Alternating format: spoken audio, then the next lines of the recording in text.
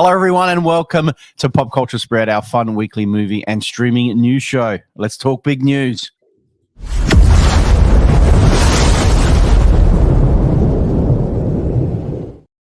Well, we can't get any bigger than this, fella. The Fantastic Four First Steps set video reveals our first look at The Thing. Jace, I'm super excited about this. We get to see a bit of a look what Ben Grimm looks like in the new movie. This is exciting. Yeah, I do agree. However, I will state before we show the video that I'm not sure this is the final thing. I have a feeling 100%. this is just a well, mate. Look, well, you know what? Let's just show the video and then we'll get into it. Yeah. Here we go. Here we go. Here, and we'll just click on it, and we're going to go full screen. But if you can, I'm going to rerun it. If you can see there, the mask. I'm going to press pause if we can go back. I'll hold it on here. But you're getting to see a bit of the mask there. And if you look at our thumbnail, Rick, it's actually, what is the big difference you're noticing straight away with the design of the thing here? Hang on, let me have a look. If I go back, look at my face, right? What do you think is the thing that stands out to the most to you this time around with the design of the thing? You talking about his face? His Yeah. eyes? Yeah. There's no eyes. Yeah, you're kind of there. No, the brow is back. The definitive brow. If you look at our thumbnail, look at that as one of the most big features about the thing is having that big brow. Now, the fact that there are guys out there this morning and last night freaking out going, oh my God, they're doing a rubber mask. Yeah. We don't know this. What we do know, and what I suspect, Rick, is some of it, I think that's really a placeholder for the CGI guys. Yeah. So you wear that on set, and then the CGI guys do their magic over the top. I'm not sure whether it'll be full CGI. I actually really think, Rick, that we're going to get a mix of both. We're going to have elements of the real thing, but enhanced with CGI, which I think would be the best way to go. But I love the fact he's wearing a suit, dude. He's got the full Fantastic Four suit on. He looks great. He looks good. I don't think with the technology that we have now, I don't think they're going to go with that. I mean, Chickless wore the suit back in, in his movement. But think about it, Rick. Okay, so if he's walking around in a rubber suit like that, okay, be uncomfortable. You've got that on screen. You've got that on film. Then using CGI afterwards to fix up any problems, change the face and enhance it, make it real. Yep. I actually think that is the better way to go. In my experience in watching films in 50 years, Rick, I think the balance of when you use practical effects enhanced with CGI, I think that's the best way to be. Yeah. So you still have the texture and the realness. Like if he's wearing a rubber suit and he's in an environment, the CGI guys don't have to worry about where the light's coming from.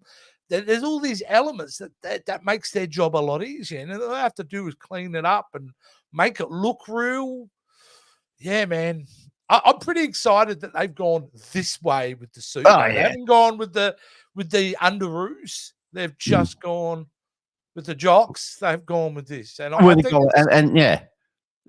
he's that retro feel as well with his suit as well. It just looks so good. That blue and white. Yeah. I love it. And even like I said, this is just a rubber mask. I saw this and went, hey, man, that's pretty great.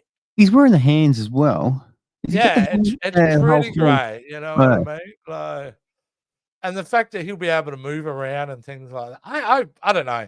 I don't know. Maybe this is just a something to throw everybody off. It isn't. I don't know what it really is in the end, but I like what I saw. What we're seeing is fantastic. Did you like that anyway? Yeah, it's pretty great, I reckon. I love it. I love it. All right, Jace. What's in other news? Oh, in other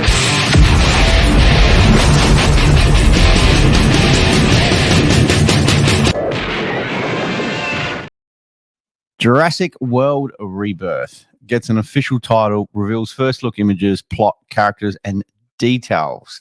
I don't know about this one, Jace. I'm not really keen about this one, but You don't know about this one, Rick. I'll tell you about this one. tell me about it, mate. Who cares about this at all? Like, I know it's a big story because there are a lot of Jurassic Park fans out of there, but not me anymore. They kind of killed the franchise with the last 2 movies for me. Dominion, the last one? Dominion and I Crap. can't even remember what the other one was called. Fallen Kingdom and then Dominion, wasn't it? Yeah, Dominion was the last Titles, by the way. They're both dumb titles. I just don't care about this franchise anymore. Yeah. I think it's done. Yep, 100%. The fact they're trying to squeeze more dollars out of it, I mean, good luck to them. I mean, there are billions of fans out there, but not for me. But let's talk about what it is. The title Rebirth, out of all the crap titles they've had, I don't mind it. I don't mind it. It's not a horrible title. But let's get into what this is apparently about. All right. So I'm going to read your stum off the screen here, but to give you a sense of what it's about. Jurassic World Rebirth sees an intrepid team racing to secure DNA samples from the 3 most colossal creatures across the land, sea, and air. 5 years after the events of Jurassic World Dominion, the planet's ecology has proven largely inhospitable to dinosaurs. Those remaining exist in isolated equatorial environments with climates resembling the one in which they thrived. The 3 most colossal creatures within that tropical biosphere hold the key to a drug that will bring miraculous life-saving benefits to humankind. So that's the plot now. They're all kind of dying off. They're in these little zoos in the equator, and they've something in their DNA can save humanity. Oh, come on. Dumb. That's a dumb plot. I don't care about that plot. Doesn't inspire me. Doesn't excite me. It's crap. Now, Scarlett Johansson is in this movie, Rick. She's signed on. Wow. Right? And so she's in it. She plays a skilled covert operations expert because, you know, that's what she screams to everybody, right? And there's the first images of her. There are no images of dinosaur. Yep, some guy with a flare waving off a dinosaur because you couldn't have a Jurassic Park film without some dude doing that. Either way, Rick, this is not for me. But do you think there's life still in this franchise? No. I mean, how many more times do we need to see dinosaurs? We've done it. It's done. I think the story is done. It's just, where do you go here? You're coming up with convoluted plots. Convoluted plots that really are not capturing everyone. The simplicity of the original Jurassic Park can never be recaptured. No. Which is, you know, you've got a crazy old dude who designs open theme park with dinosaurs. That's your movie. And they've squeezed that again with Jurassic World. They tried to do that. And now they're taking it off into weird. I don't know, man. I just think, honestly, if you want to continue this franchise, kind of probably lives on streaming more than, you know. But I'm sure it'll make its dollars. I mean, they'll pour enough money into it and enough marketing that worst case it'll break even. But still, yeah. Yeah, it doesn't excite me. Will not die. No, I can't see it doing well. But anyway, I mean, how much would they pay Johansson to be in that? Like, it's good to see her coming up now. Yeah, it's something else. Oh, yeah, she's big payday. Big payday. Oh, big payday. Is it going to pay off? Nah. Yeah. Anyway. All right, mate, let's get into the next story. Rick, this one here, I didn't even know was happening. No, Blade Runner 2099 adds Tom Burke and Maurizio Lombardi in recurring roles. Now, what's going on here, guys? There's a Blade Runner TV show coming out. Wow. Did anyone know? Tom Burke, who played the sort of Mad Max-esque character, Praetorian Jack. Remember Praetorian Jack? Was the guy. I don't have a picture of him. Yeah, he was in Mad Max Furiosa. So apparently, in the Prime Video Limited series called Blade Runner 2099, which I didn't even know was happening. Wow. Okay. Maybe we spoke about it and I forgot. Vaguely. But yeah, we're doing Blade Runner 2099. Now, Hey, it's great actors. It's always good to get good talent into your show. But did you enjoy Blade Runner movies? Are they your cup of tea, Rick? The original, yeah. I tried getting into the sequel, but I don't know. I watched it a couple of times, but I just couldn't get into it. To be honest with you, Yeah, look, they're very slow films, and they're very philosophical films, and existential kind of crisis films. I love them. I'm into that slow form sci-fi storytelling. I love it. And Blade Runner 2099 has got me excited because that is a universe that you could really make a series out of and explore that relationship between what it means to be human. You know, that's what essentially you're talking about androids who want life. To be recognized as life. Well, what does life mean? And all those big questions, perfect for an Amazon Prime limited series. So I think if you're a Blade Runner fan, Rick, you'd be pretty excited about the thought of a show coming out on Amazon Prime. Look, I'll be interested to have a look at it for sure. It might, might be obviously a little bit different to the movies or something. I don't know. I'm curious to check it out. Like I said, it's going to be streaming. Does it say when they're out, like when we're looking at it, or? No, I don't think it does actually give us a date, but I would suggest we're looking next year or the year after that. Okay, this is why I haven't remembered it, because it was announced in 2022. Okay. So it was announced a good couple of years ago, and obviously I've forgotten about it. But yeah, so I would suggest if it was announced in 2022, they've done their development, all the scripts are in. If they're adding cast members, they're probably weeks away from shooting this thing. So I would suggest you're probably looking a year from now, I would say. Yeah, absolutely. Absolutely. I'll definitely will check it out. Like you said, it's on streaming on Prime, and it's got some good cast members. So yeah. All right, Jace, let's get into our next little story. All right. Oh, Beetlejuice is coming out obviously next week. So there's a lot of talk with that going on. And Tim Burton has come out and said, don't get your hopes up for Beetlejuice 3, as Tim Burton jokes he'll be about 100 by the time he gets around to it. Look, it's a bit of a joke title. There's not a lot of the story, but I thought it'd be a good chance to talk some Beetlejuice. Oh, for sure. As you know, it had its world premiere this week, Rick, and like the embargo was lifted off of the Reaction Venice Film Festival, I believe, is where it's had its debut, and very positive. Nice. Reactions were very positive for this. They some people call it Tim Burton's most joyous film in years, and wow, okay, everyone's great, and it's all kind of good. So that's really good signs for this film. I will say, in the ether, the buzz around this is quite large.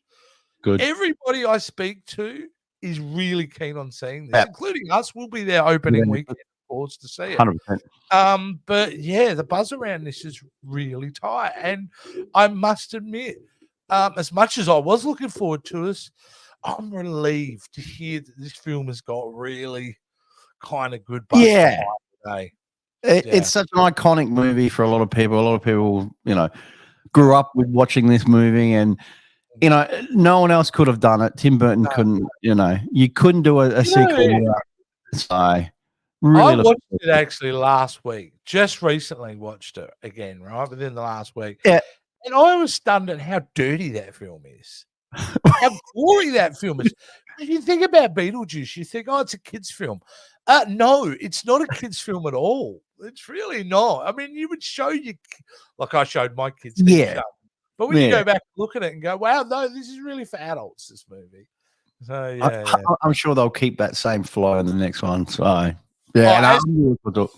As for the headline of this story, mate, I'm telling you, if this thing hits big, they'll make a third one fairly quickly. And it's kind of set up for that. Well, it is, isn't it? If you call the first one Beetlejuice and you call the second one Beetlejuice, you've got to say it 3 times, don't you? So there needs to be 3 movies. So I hope it's wrong. I hope it makes a bunch of money, and I'm excited to go see it.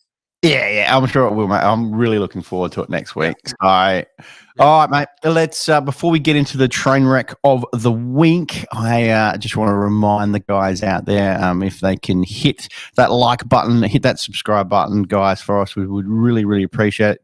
And also, guys, if you are into a podcast, you can hear us on audio podcasts on Spotify, Apple, Amazon, and we're all good podcasts. I found we really appreciate that, guys. All right, Jace. Let's get into train wreck of the week. All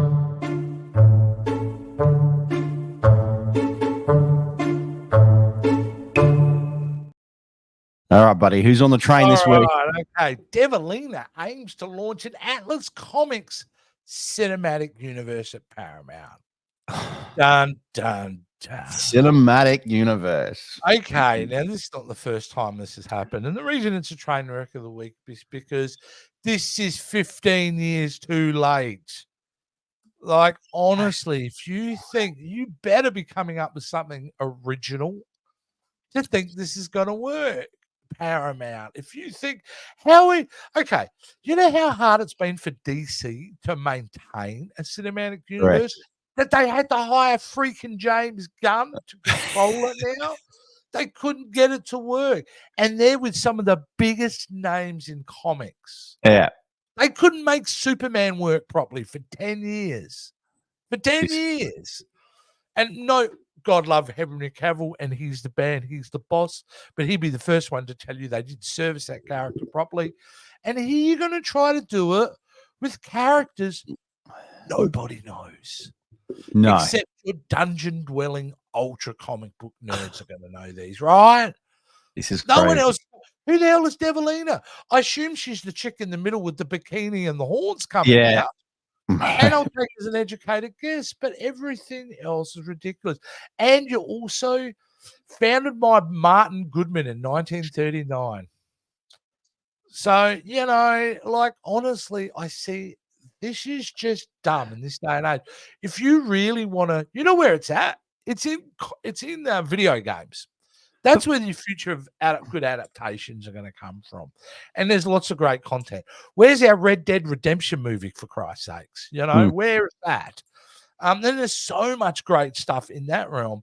If you're going to try to launch franchises now, going back to 90-year-old comics, is that the way to do it?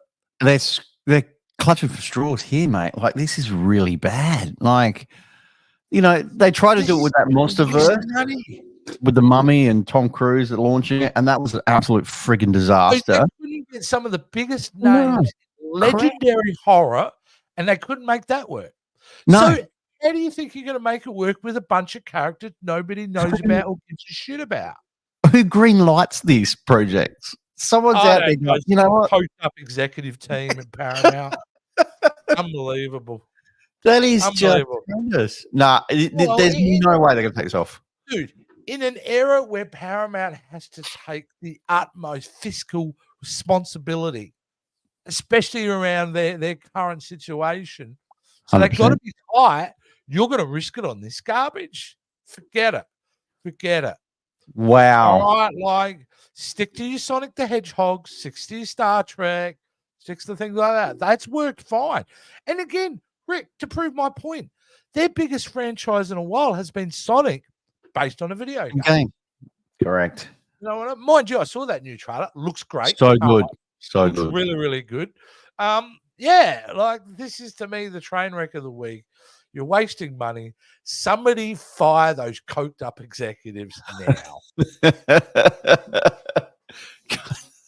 Yep, I can just see him in the office, mate. Yeah, done. Well, there you go, guys. That was the train wreck of the week. That ends our show. Jace, we have covered some great stories this week. I just want to let everyone know that you can catch myself and Jace, obviously, on this channel every week talking about news on streaming and TV and movies and everything else.